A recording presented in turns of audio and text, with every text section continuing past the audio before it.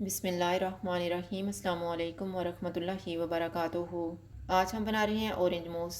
अगर आपको हमारी वीडियो अच्छी लगे तो लाइक करें और हमारे चैनल को सब्सक्राइब करें। तो शुरू करते हैं। आधा कप फ्रेश ऑरेंज जूस लेंगे।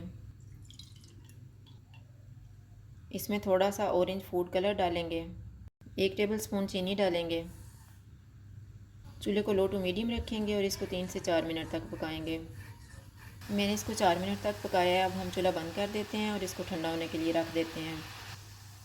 मैंने 1 cup whipping cream with sugar ली है। इसको व्हिप करेंगे।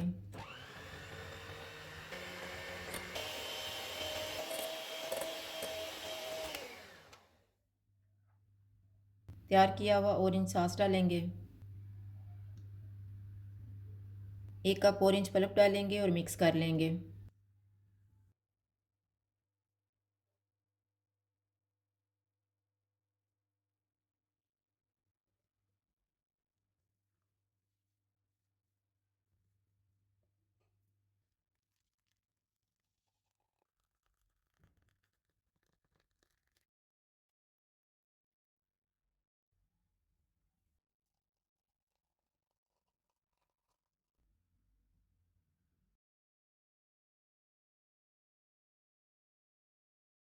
ऑरेंज मूस तैयार है। अगर आपको हमारी वीडियो अच्छी लगे तो लाइक करें और हमारे चैनल को सब्सक्राइब करें। शुक्रिया। अल्लाह हाफ़िज़।